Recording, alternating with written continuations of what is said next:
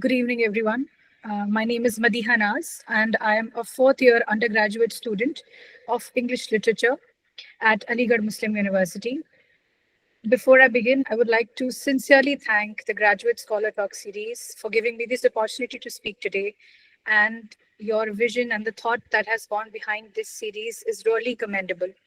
I also extend my gratitude to our guest of honor, Dr. Smita Agarwal, Department of Political Science, University of Delhi, and to the organizing team for making this event possible. And especially to Dr. Manish Karambar sir, whose guidance has helped me characterize and shape my approach to the work even better, in a better way. It gives me great pleasure to be here for this conversation where I'll be speaking on double marginalization in Banu Mushtaq's Heartland. Now, as a student of literature, I have always been drawn to voices that do not easily find their way uh, into the mainstream. And because I am a student right now and I'm still learning, uh, all of this is something that has intrigued me a lot. And when I came across this book, I was very much intrigued to read on to it.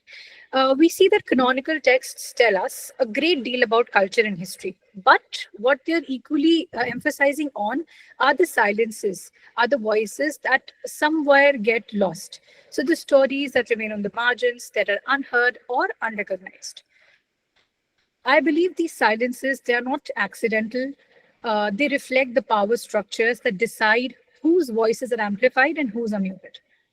So it is precisely because of this कि हमने ये जो topic है heart lamp का ये मैंने pick करा इस वजह से because of the marginalised voices that have been given the mainstream in this work and in reading Banu Mushtaq stories हम लोगों को एक तरीके से एक दावत दी जाती है एक इस तरह की दुनिया में जहाँ पर डिसमिस्ड ट्रिविलाइज्ड और एक तरह से मिटा दी गई हुई आइडेंटिटीज को डोमिनेंट नैरेटिव्स को जगह दी जाती है. We find Banu Mushtaq writing as a Muslim woman, as a lawyer, as an activist, and her stories, they are just not imaginative exercises, I believe.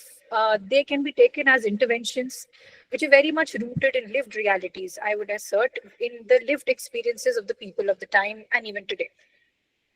So, though its stories are set in South India, their concerns of the women, of negotiating both gender and communal marginalization, also religious marginalization, it speaks across regional boundaries. So what would be the overview of today's talk would be, I would be introducing Banu Mushtaq and we would place her in the Kannada literature scene. Then we would move on to situating her writing within the Badaya protest tradition. Then I would explain the sort of marginalization that is visible in her work and its significance for Muslim women experiences and highlight how oppression and resilience coexist in her stories. We would also reflect on the legal background and of Banu Mushtaq and discuss the role of translation as well.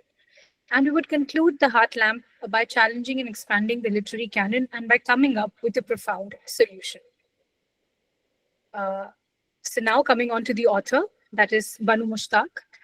Banu Mushtaq, she holds a very distinct place in contemporary Indian literature as a writer, activist and lawyer from Karnataka. ये तीनों जो roles हैं, ये काफी देखा जाए तो एक तरीके से intertwined कहे जा सकते हैं उनके काम में, कि उनकी जो तीनों एक मुख्तसर पहचान थी वो एक साथ आ जाती है. She began writing within the progressive protest literary circles जो साउथ वेस्टर्न इंडिया में उन्होंने लिखना शुरू किया था 1970 और 80 के बीच में. एक पीरियड ऐसा पीरियड है जो कि बंदाया साहित्य या रिबेलियन लिटरेचर मूवमेंट के दौरान का है. हम लोग ये देखते हैं ये जो मूवमेंट था ये काफी रेडिकल था क्योंकि इसने कास्ट सिस्टम को क्रिटिक करा, क्लास हायरार्की को क्रिटिक करा और मार्जिनलाइज कम्युनिटीज के बारे में भी बात करने की कोशिश करी थी. And it brought to the forefront the Dalit women, the Muslim women from again Banu Mushtaq is writing as a Muslim woman, but in the protest circle हर तरह की औरत के बारे में बात हो रही थी. इसी तरह की जो राइटर्स थे उन्हीं के बीच में से मुश्ताक निकल के बाहर आती हैं. She was one of the few women who entered into the fray and she started writing, which can be taken in itself as a form of resistance.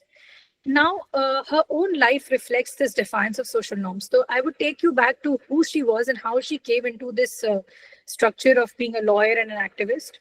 So she grew up in a very conservative Muslim household, and it was her father, I note, that who pressurized her, or who I would say encouraged her actually to start learning reading, writing in Kannada. That was their regional language. So again, this was met with very harsh criticism from her extended family because they wanted her just to learn Urdu or Arabic so that she could read the religious texts and be done with it and not, study further. So Mushtaq began writing as soon as she learned the alphabets and continued despite early pressures to conform to domestic expectations. So she did not give in to the extended family's demands. Right. She pursued her higher education. उन्होंने अपनी higher education एक ऐसे time पर pursue करी जब उनके साथ के दोस्तों की शादियां हो रही थी, and she did get married and she credits her journey to her husband as well. At 26, she got married at 26, and she went on to work as a journalist for an award-winning vernacular paper, Lankesh Patrika. We also find that alongside her writing, you find that her जो उनकी stories हैं, she has never separated them from lived experience, right? Her stories, they emerge from very intimate setups, very intimate realities. Whether you talk of Muslim households, which are trying to negotiate with tradition and modernity and trying to blend in culture, you also find women of different backgrounds resisting erasure, right? And working class livelihoods, all of which is overshadowed sometimes by poverty or just prejudice. Her contributions have been very widely recognized. Banu Mushtaq has received the Karnataka Sahitya Academy Award and the Nana Chintamani Atimabe Award as well. Heart Lamp, which is the canonical text we're referring to again, has been translated into English by writer and a cultural critic, Deepa Bhashti. She is the first full-length translation of her work, and it has also been translated into Urdu, Hindi, Tamil, and Malayalam. The collection spans over 3 decades of writing from the early 1990s to the present and brings together stories that lay bare both the tenderness and the brutality of women's life. In May 2025, Heart Lamp won the International Booker Prize, which cemented Mushtaq's standing not only as a regional writer, but it also froze her as one of the most powerful feminist voices from South Asia on the world's stage. We move on to the literary and the socio-political context, that is the Bandaya tradition and the literary ethos, which form a sort of a background or a backbone to both the Heart Lamp and Banu Mushtaq. So you see that the Bandaya Sahitya or the protest literature movement जो है ये कर्नाटका में 1970 के करीब शुरू हुआ था, और ये ऐसा टाइम था जब कास्ट इनइक्वालिटी को लेकर सवाल पूछे जाने लगे, जेंडर डिस्क्रिमिनेशन को लेकर सवाल पूछे जाने लगे, और कल्चरल एक्सक्लूजन के बारे में भी जो टॉपिक्स थे इनको काफी अर्जेंसी मिलने लगी, इनको काफी अटेंशन मिलने लगा. इसका जो सेंट्रल प्रेमिस था वो ये था कि लिटरेचर जो है वो सिर्फ एस्थेटिक कंसर्न्स के लिए या ब्यूटिफिकेशन जो पर्पस होता है यूजुअली टू रोमांटिसाइज थिंग्स, सिर्फ इसलिए नहीं यूज करना चाहिए हम लोगों को. उसका जो सेंट्रल प्रेमिस है उसको हमें बदलना पड़ेगा. फ्रॉम एस्थेटिक कंसर्न्स और प्रिविलेज लोगों की तरफ से अटेंशन शिफ्ट करना पड़ेगा. So instead, what these people wanted to do was they wanted to engage directly with the struggles of the marginalized communities. Now, you can take up anybody in this sector. You can take up peasants, workers, women again, and then religious minorities or people struggling with financial burden. So the movement slogan, I assert, was that let poetry be the sword. हम लोग सुनते हैं ये बात कि pen को आपको अपनी कलम को अपनी ताकत बनाना चाहिए. So let poetry be the sword, which signaled a belief that writing should be an instrument of social change. So the Bandaya writers, these rebellion writers, they often carried their work into the streets.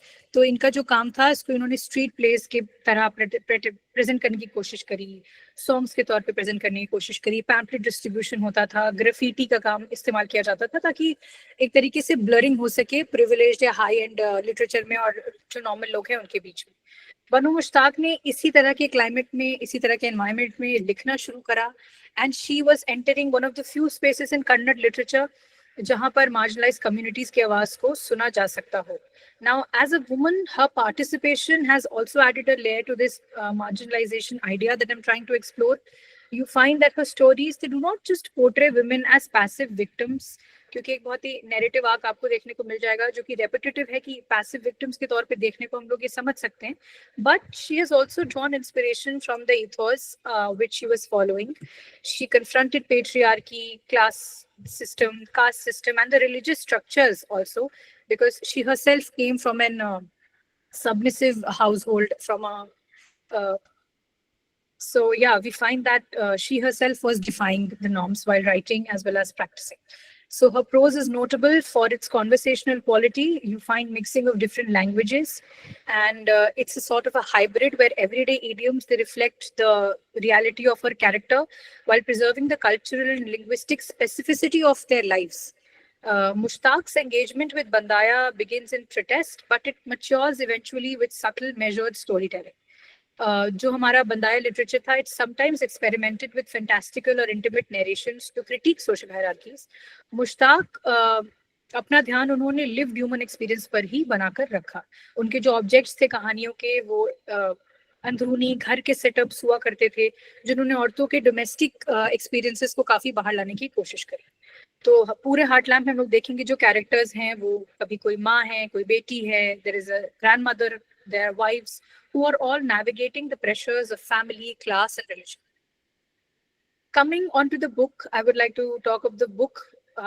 So it is a collection of 12 short stories, which were originally written in Kannada language by Banu Mushtaq over more than 3 decades. She wrote this book from 1990. It is a collection from 1990 to 2023, which was originally written in Kannada. The collection has since then been translated into English by Deepa Bhashti.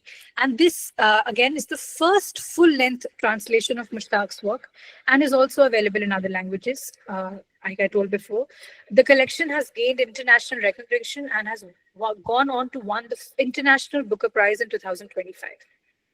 जो कहानियां हैं इस book में वो tone में vary करती हैं उनका पर्सपेक्टिव जो उनका स्कोप है all of this is reflecting the evolution that Mushtaq's writings over time क्योंकि हम देख रहे हैं 1990 से लेकर 2023 तक की कहानियां उठाई गई हैं तो एक एवोल्यूशन भी आपको देखने को मिलेगा अगर आप जब आप रीड करेंगे कुछ जो है वो इंटीमेट पोर्ट्रेट हैं फैमिली लाइफ की कुछ जो है औरतों के ऊपर जो प्रेशर डाला जाता है उसको फेस कैसे वो करती हैं अपने घरों में ये दिखाते हैं you also have rigid marital expectations which are weight of religious and social norms right and you have children you have complex characters portrayed by men you have stoic mothers in the book that you will find in the book now what I also noticed was that faith has emerged as a double character. It has a sort of a burden to itself, and then it also is a resource.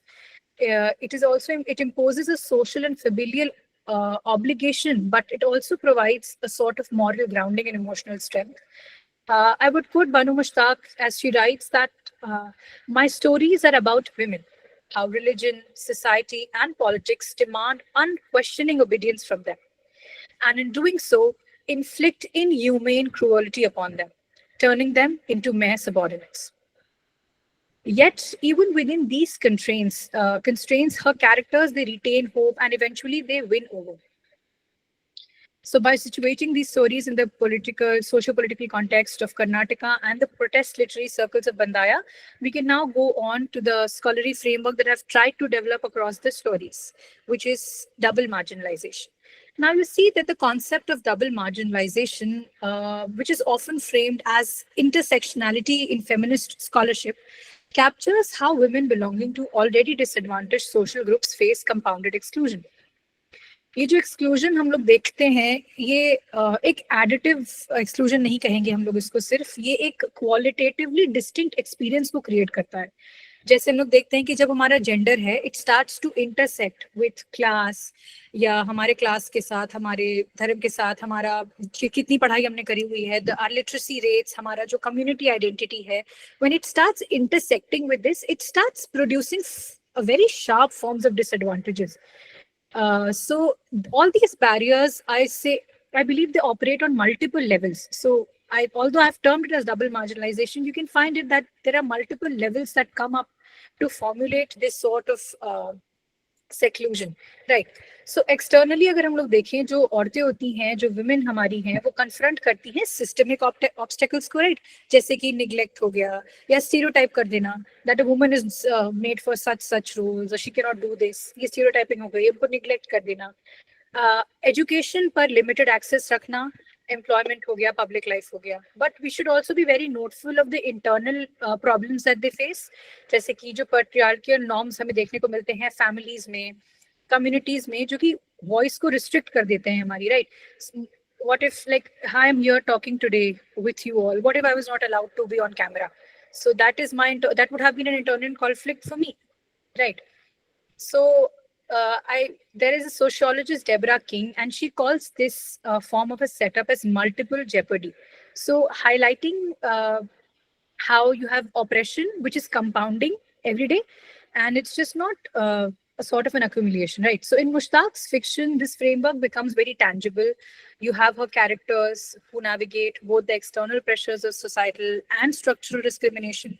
फिर हम लोग देखते हैं कि internal demands भी निकल के आती हैं पेट्रियार्कल फैमिली एक्सपेक्टेशंस की इस कहानी में. एक there is a burden, I would say, एक बोझ है अपने फेथ का, अपने ट्रेडिशन का और कम्युनिटी नॉर्म्स का, रिलीजियस नॉर्म्स का, जो कि apparently are asserted on a woman itself, which is always present, right?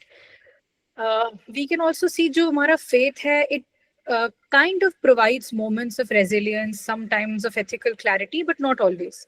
जो औरतों की जिंदगी है हार्ट लैम्प में जो दिखाई गई है, वो एग्जेम्पलीफाई करती है इस मार्जिनलाइजेशन को. हमें दिखाती है कि सोशल और कल्चरल कंस्ट्रेंट्स कैसे इंटरसेक्ट कर जाते हैं और कैसे हमारे एक्सपीरियंस को, हमारी डे टू डे लाइफ को वो एक शेप देने में रोल प्ले करते हैं.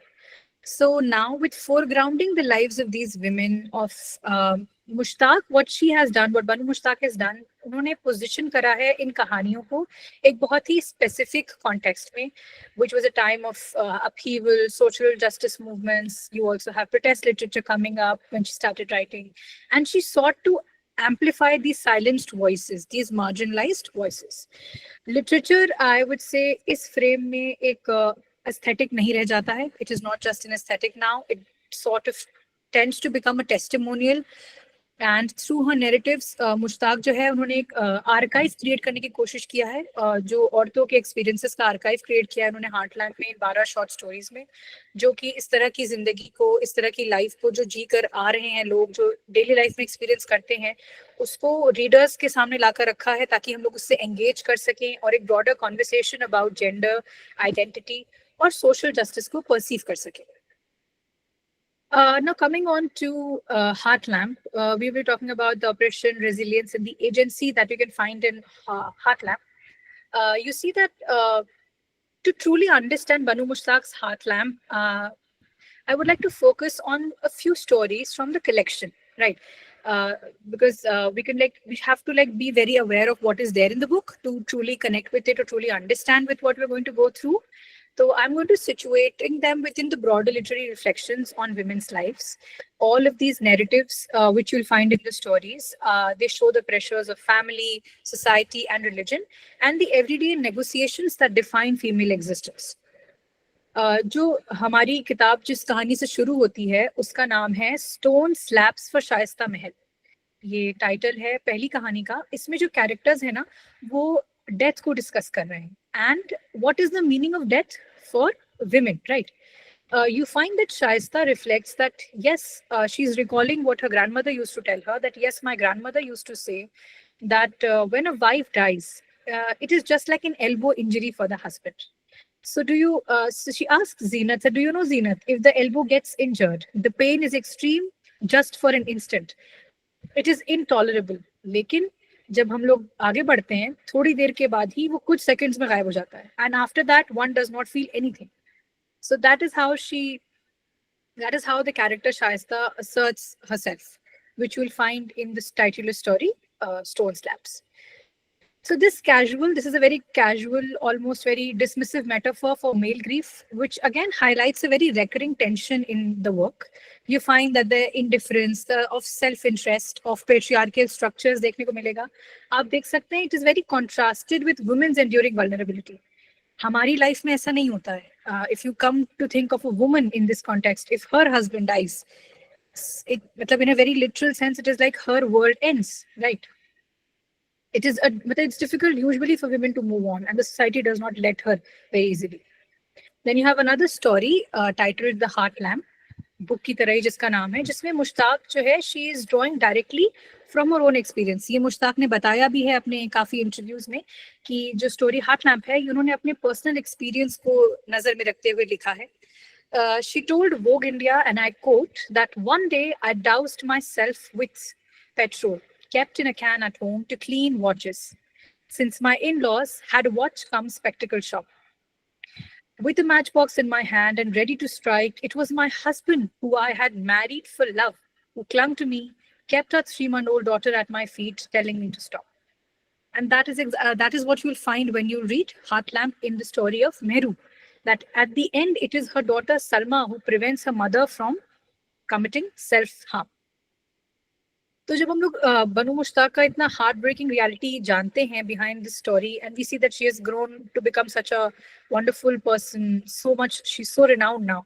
This also adds a new layer to our reading, right? We have to keep this in mind that जो भी कहानी हम लोग पढ़ रहे हैं, some place in India, not just India, anywhere in the world, that's happening even today or has been happening. So the survival of the protagonist, which is very in a very, just shown in a very smaller sense at the end, is very profound, which is emblematic of resilience under constrained circumstances. You find in Simone de Beauvoir's theoretical insights, I've also taken help from there, which help us frame these experiences. She reminds us that the very concept of a woman is a concept, right? That woman is always the other, because the male is the seer, he becomes the subject and she becomes the object. You have Mehru, you have Shaista, and you have other women in Mushtaq's stories that are constantly mediated by the perceptions and expectations of men, the society, उनकी जो life होती है, उनकी जो choices होती हैं, जो कि कभी उनकी खुद की होती नहीं है. आपको ये करना है because you have been, prescribed a sort of a role. You have been set in that persistence because you are a mother. You have to cook, you have to feed your child, you have to take care of him. एक set precedence है जो हमें बनाकर दे दिया गया है कि ये एक कॉन्सेप्ट है एक औरत का.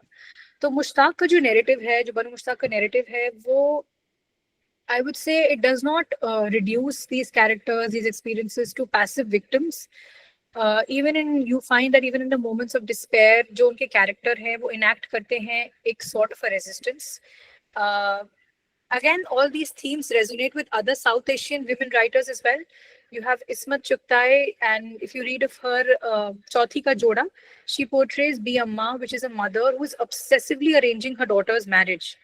And she does not worry about anything that the daughter wants to study or whatever it is. मतलब उनका जो एक set obsession है वो ये है कि now she's grown up and she has to marry. Again, which is something that has been a set precedence, right? You also have writers like M.K. Indra who write in Fanny Amma, which depict the life of a child widow. You see her body, her time, all of it is regulated by ritual austerity, right? She is again told that you have to do this because of a certain incident that you have gone through in your life. Yet all of these people, they demonstrate acts of care, dignity, and self-definition within those set limits. I believe what ties these narratives together is precisely what we can identify as the female body taken as a site of both oppression and a site of possibility. Felicity Joseph, in one of her articles, she summarizes that the female body is a site of ambiguity. हम लोग ये देखते हैं कि she can use it, she can use her site, she can use herself as a vehicle for her freedom, and she can also feel oppressed by it, right? So there is no essential truth of the matter, and all of it depends upon the extent to which a woman sees herself as a free subject rather than as an object of the society's gaze. Again, what is very striking is the ordinariness of these oppressions. Take Mushtaq, you take Chugtai, you take Indra. They do not rely on exaggerated villains, right? They have instead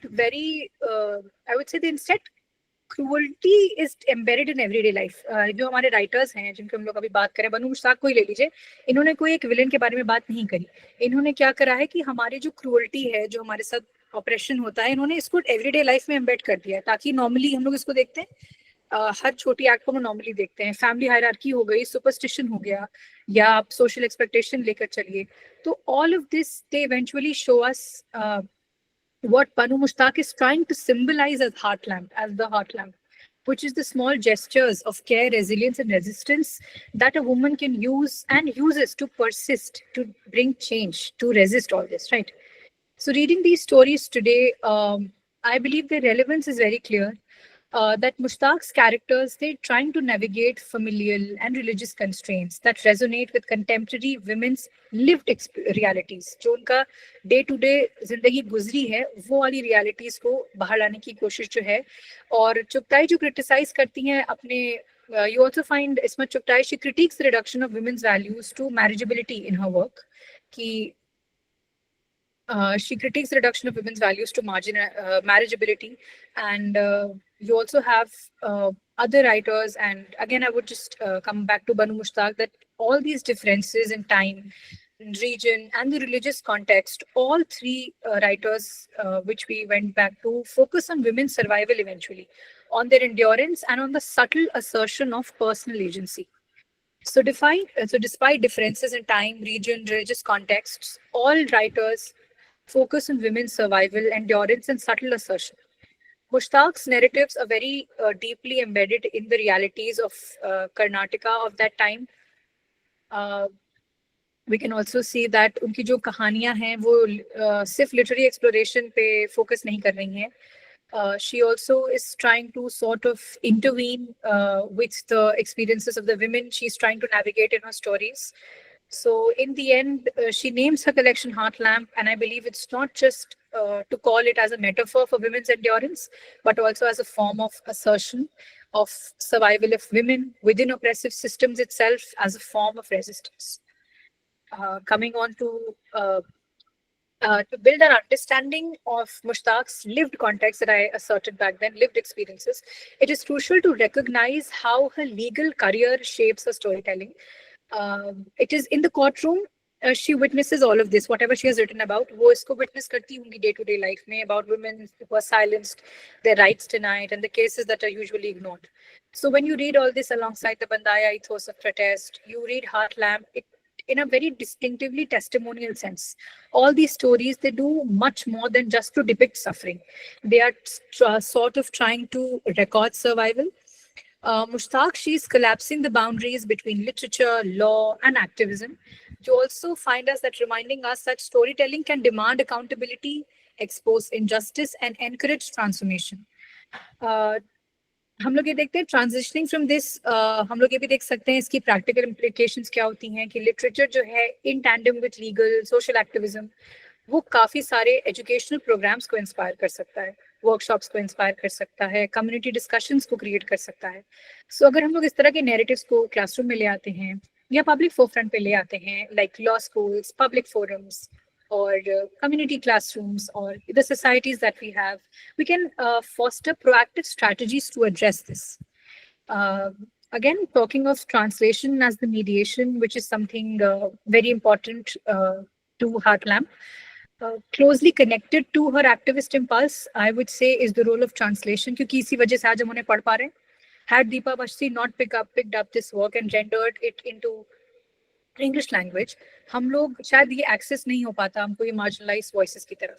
so Deepa भाष्टी's English rendition of Heart Lamp, it mediates access to these marginalized voices. She has extended the reach of feminist and minority perspectives beyond the Kannada readers. Right now, you, I, and anybody in the world can pick up Heart Lamp and read about the women belonging to a set community. So this translation again reminds us that choices are made. About whose voices are to be foregrounded, then कौन सा cultural nuances में हम लोग shift पैदा कर सकते हैं. तो here a social oriented lens would again suggest that approaches preserve cultural specificity sometimes while promoting wider engagement. So if we do so, we are bringing up marginalized voices that not simply transported into a global context. We are also trying to retain their integrity and authenticity while fostering dialogue. So as we come to the close of today's discussion, I would like simply revisit the problem we have been tracing together. So through Heart Lamp and the works of writers like Ismat Chugtai and M.K. Indra, we have seen how women's lives, especially those constrained by social, familial, or economic structures, remain circumscribed even in decades after these stories were written. So from Mehru's near drowning in despair to the struggles of other characters, we can see that. So this reminds us that the question is not only historical right now. If these struggles were present in 1990, right, because she started writing the stories in 1990, why do all of these themes echo with us, with you and I, in 2025 as well? Why do they remain visible? So as a proposal to a solution that I can only propose, I position myself here. I'm positioning myself, I would say again, that not just as an outsider, but as a participant in these very dynamics. So, as a young Indian Muslim woman from North India, I'm a practicing Muslim. I wear a hijab and I'm living in a hostel on my own. I am living in another city away from my hometown. I'm studying at a central university. So, all of these navigate these same structures daily, and I myself navigate these same structures daily. Every choice that I make about my education, my voice, my faith, and my freedom, I believe is a small assertion of my autonomy, of my personal autonomy, a resistance to the constraints Mushtaq's women have faced in the book. You see, my presence in this academic space itself, I believe, is a testament to the solution, right? It is proof that women can inhabit spheres of power, knowledge, and agency while negotiating societal, familial, and I would again say religious expectations also, because we need to be religiously educated before accepting that somebody tells me no, you cannot go out because you're a woman, you have to do this because you're a girl. It is written somewhere, so we have to demand an answer. We have to be well read ourselves so therefore, by revisiting these narratives through a contemporary lens, we see that education, visibility, self-definition are very crucial tools of resistance. All these tools are not always accessible to every woman, again, but the solution is therefore practical and participatory.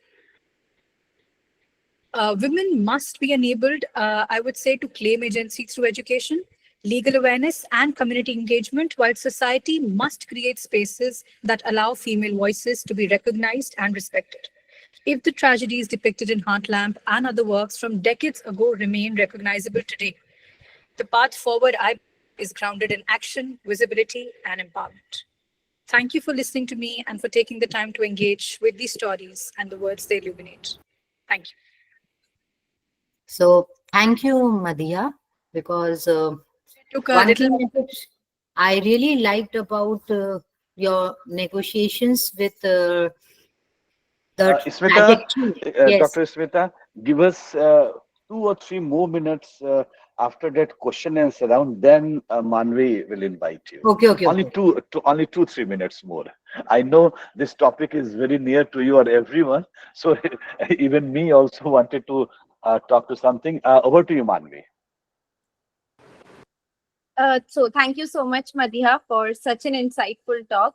And as Mushtaq also writes in her book, that the coping mechanisms we devise, the solutions we find, and the adjustments we make around men, they are survival strategies which are nurtured across generations.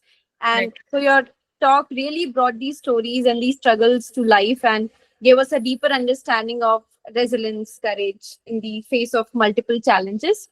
So now we do have some questions from our listeners, and I would request everyone to participate in this. And we have opened the chat box for questions. I would be taking them one by one. So the first question is, can you tell the role of translation in bringing regional Indian literature to a global audience? Can you repeat your question, please? Sure. No, can you tell us about the transition or translation in bringing the regional Indian literature to the global audience? See, translation is sort of a connector. It's sort of a bridge, right?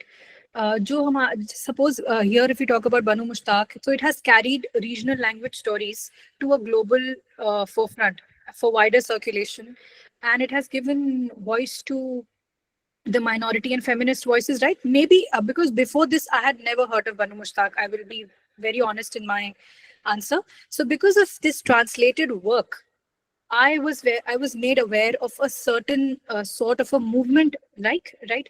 So I believe the role of translation is very essential. It shapes the reader's perception of culture, identity, and the people.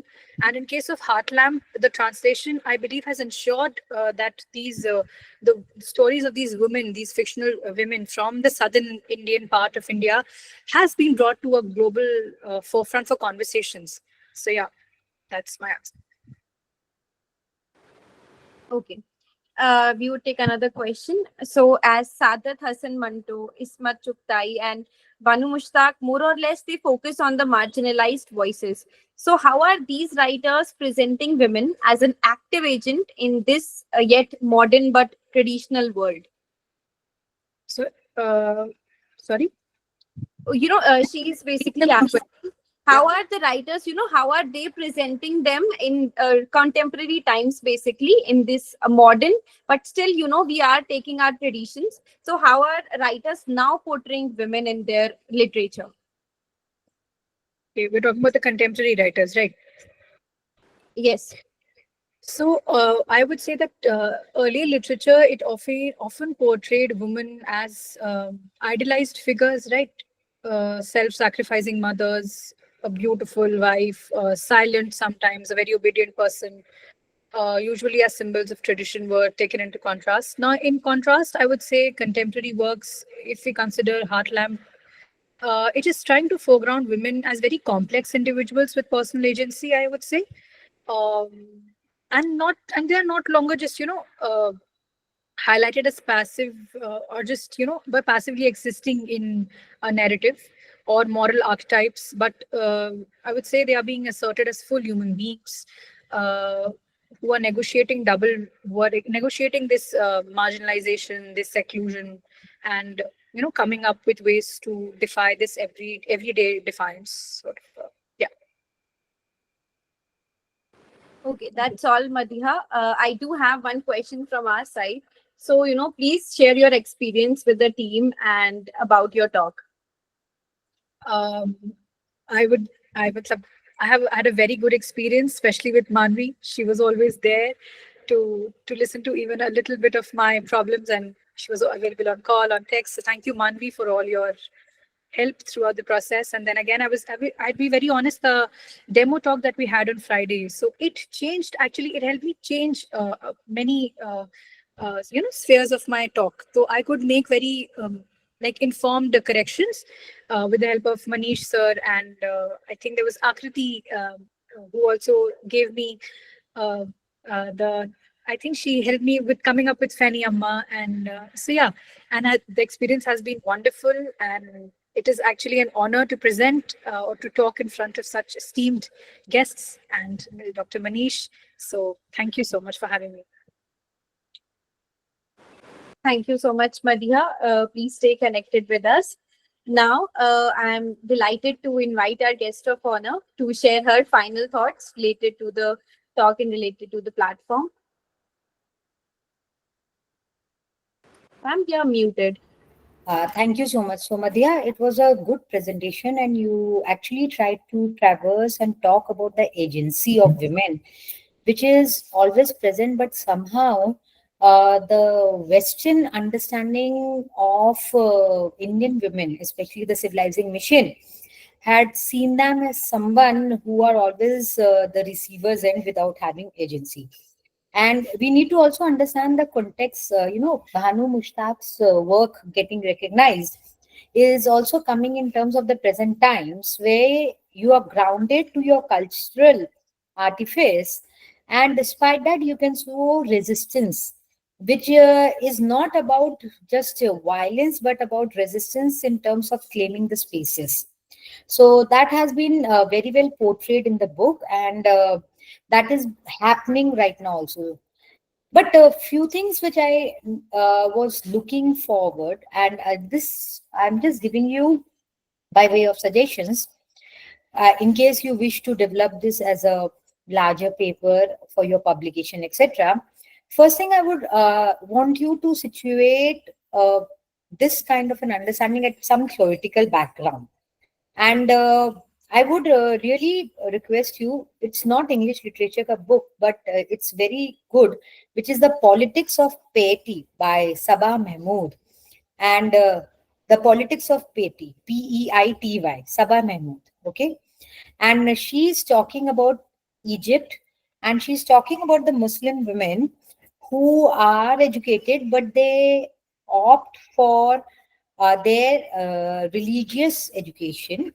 Okay. And the Westerners see them as something backward, but Sabah Mahmood is talking about their agencies and their choices which they are making or choosing it. So that cannot be seen as a marker of backwardness. So in a similar fashion, if you can, portray your this Banu Mushtaq's work, it will help you out. And the second thing would be, I was looking forward to, certain extracts from the work, and then going on to explain in terms of what do you mean by double marginality, or what do you mean by assertion of the agency. Okay, that will highlight or give more impact to your work, because you have good explanations, but then in terms of trying to bring out this kind of a curiosity, because you need to always understand this, that maybe there are some people who have not yet read Bhanu Mushtaq. Okay, so the background was very good, very impressive. It gives all the listeners a very good viewpoint, from where the stories are coming and why those stories are coming. So that was very impressive. Then in between, if you could have just, brought some things, just, I know, keeping in the presentation and keeping in the time gap, but that would have given more solid background. So, it would have given a big impact to your work and to the listeners themselves. Okay. And the third important thing, which I, as scholars who are really thinking about talking, I would have, I would have also looked forward to the politics of translations, or what was the background, why this book is being translated. What was that particularity moment? So if Deepak translates this book, what is the reason? Is this a bestseller in Kannada? Yeah, it got Kannada Sahitya Academy Award, but why the reason? Like, what was the thing when it gets translated? That actually lays down a very good background of your relevance of Banu Mushtaq's work even in present times. That connects to that. When it's getting translated and when it is getting recognized by International Booker Prize. So there is something which resonates even for the present times. Right? So then you have a very good line of connectivity in terms of the itihas of her writing of the novel, of the translation, and of her winning the prize. So very well done. Your presentation was very good.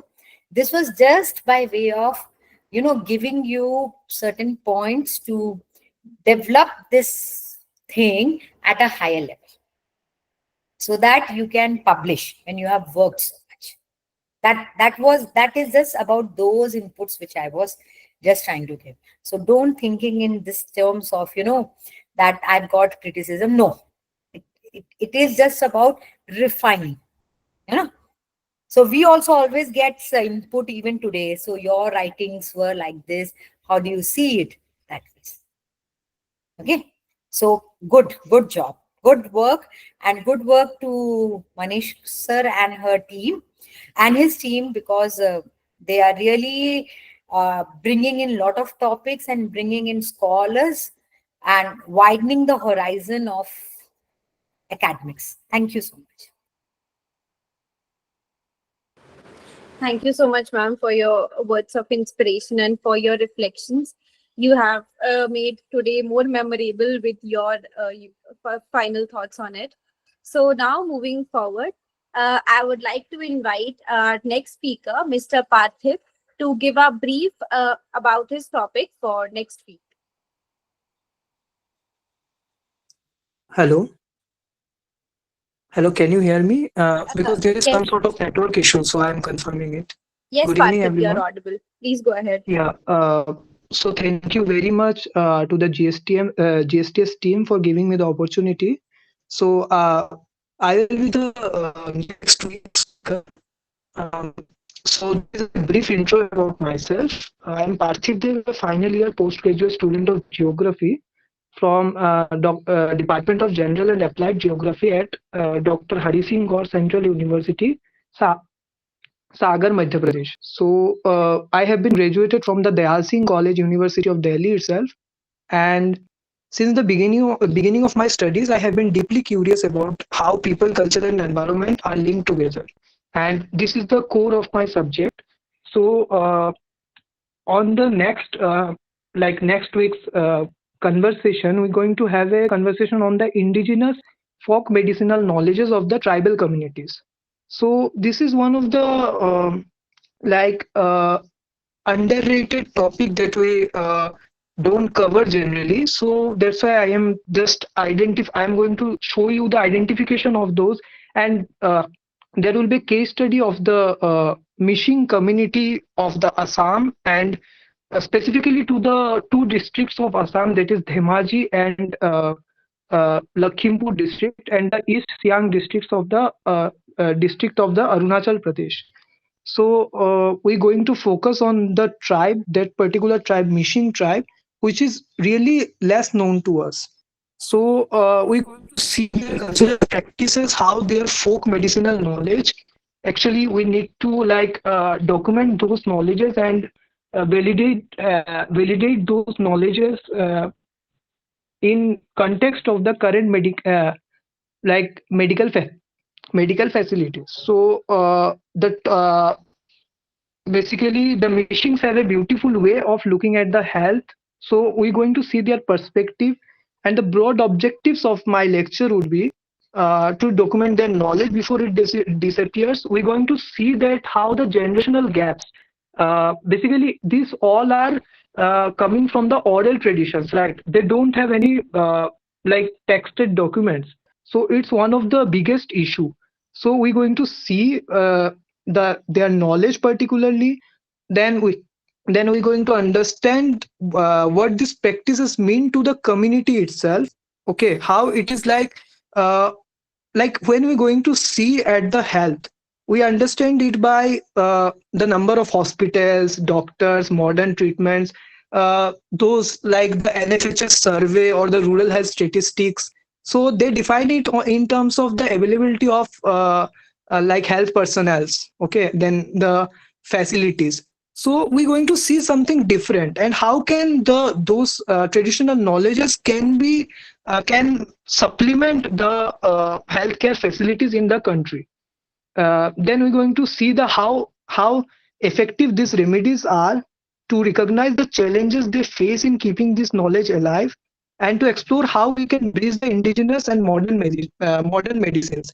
Like they are having the healers and the shamans, and we're going to see it in the next week. So we would focus to bridge the indigenous and modern medicine, the gap between the indigenous and modern medicines. So and why are we going to do this? Because I'm going to just give an example of a small tribe of Jharkhand. It is the Bidjot tribes. So that tribe is particularly one tribe. It is said as that they had many rich folk practices, but we basically we lost it because of not taking it like the all the preservations that were needed. So that's why I think we should focus on that. And as one of my area of interest is tribal studies, so that's why I'm going to focus on that. Thank you very much.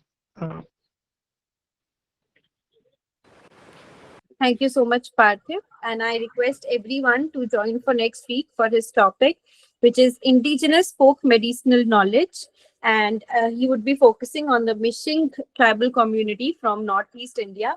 So it's a very interesting topic. So I request everyone to please join at the same time next Sunday. So as we wrap up, I extend our gratitude to all our teachers for their support, and to all of you for being part of today's discussion. Now, to conclude, I would like to invite Manish sir for vote of thanks. Okay, thank you, Manvi. I think my voice is clear and loud. Manvi? Yeah. Yes, sir. Okay, so it's a really wonderful evening again. It's a continuous one. Area Prime Minister, our Prime Minister is giving, I don't know what things to the India, because 5 o'clock Prime Minister is addressing the nation today, and we are doing GSTS. So I'm at a very perfect mode. That means, though I'm not love or to this topic, feminism, etc., etc. Why all these things? But the first and foremost thing, Madiha and Dr.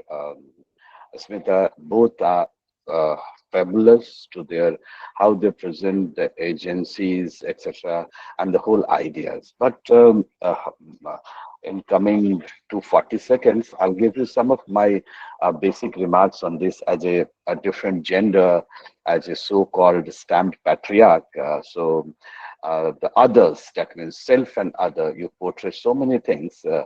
How come anybody knows that what we felt, elbow pain? This is the problem for the feminist movement from the last 200 years.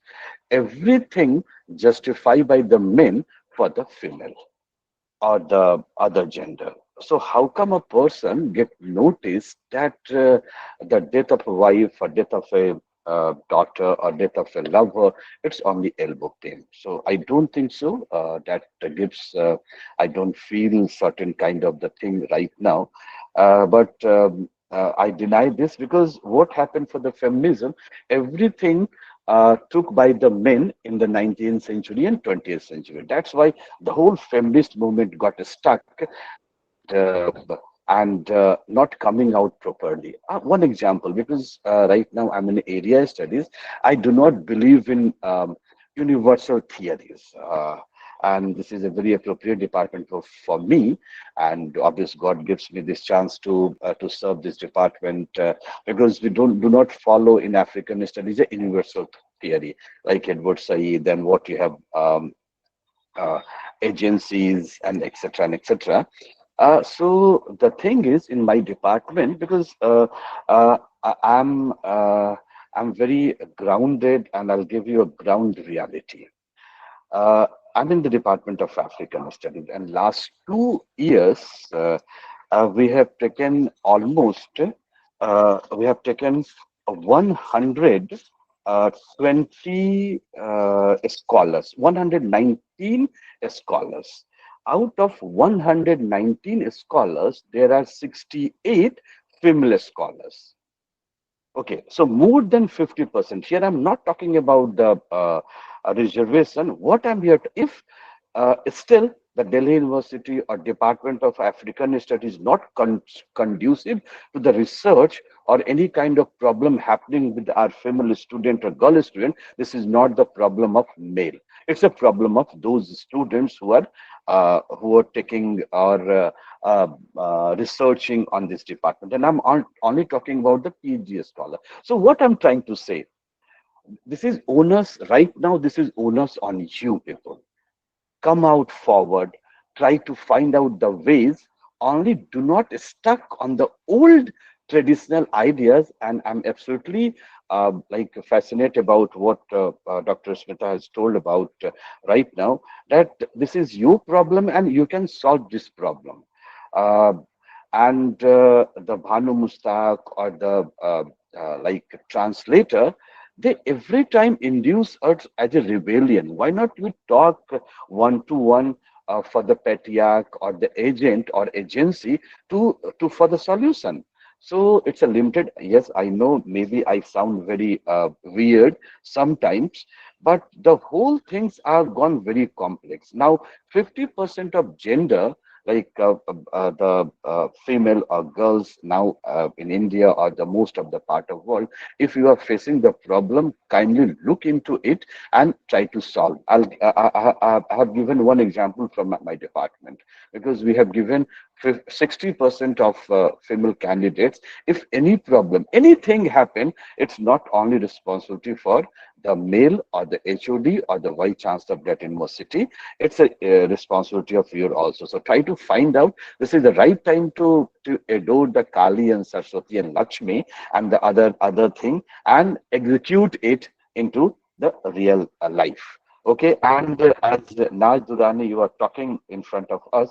This is the freedom. This is the called freedom, and you are talking on the same wavelength and on this platform. This is also a kind of freedom. But it's a really, it's all. These are my ideas. Maybe I'm wrong. Maybe, but this is my very firm belief. Now this is time to drive. Do not only become a pillion of of anybody else. So start driving. You are having one table at your home to study. Start driving. These are the very small things to have, and you can achieve a bigger goal. Thank you, Madiha, for your wonderful presence. Your career is very good. Your future is perfect. So, and what suggested by Dr. Smita, it's really wonderful. So that you incorporate on your presentation and don't look to me, because these are the my perception, and the age gap between me and you, it's a start. So these age gaps, that's why I'm giving all these ideas. So, but your research is wonderful. Thank you very much for coming to this platform and giving us a wonderful idea. And thank you, Dr. Smita. And yesterday night, I told you, and you like happily accepted my invitation. Thank you very much, because only the Saturday I have time to invite my friends as a guest of honor. Thank you very much, Dr. Smita, for giving us time, and all those colleagues from Samlal Evening College and other colleges, my MPhil, PhD, graduate and postgraduate student from the different colleges. Thank you very much. It's a very memorable day with Naj Durrani, with Smita, and the coming scholar from the traditional medicine and the oral tradition. So the thing, we all are going to preserve the oral tradition and medicine and the right of women, but so what is lacking? So we'll find the research gap and we'll come with the new ideas. Thank you very much. Have a nice day. Take care. So it's 6:01, so my time is over. So thank you, and keep connected, Naj, for this platform, GSTS, and keep invited the other scholars or other speakers to talk on this topic, and kindly incorporate all those ideas which given by Dr. Smita, and portray yourself as a true learner of this idea. Thank you very much. Have a nice day. Thank you, Manvi, and all my moderators. Thank you very much. Have a nice day. So it's time to leave. Thank you, Dr. Smita. If you are listening to me, I know that a few points you are not going to accept, but this is how my idea about this topic. Thank you, Dr. Smita. Thank you. Thank you. Thank you. Have a nice day. Take care.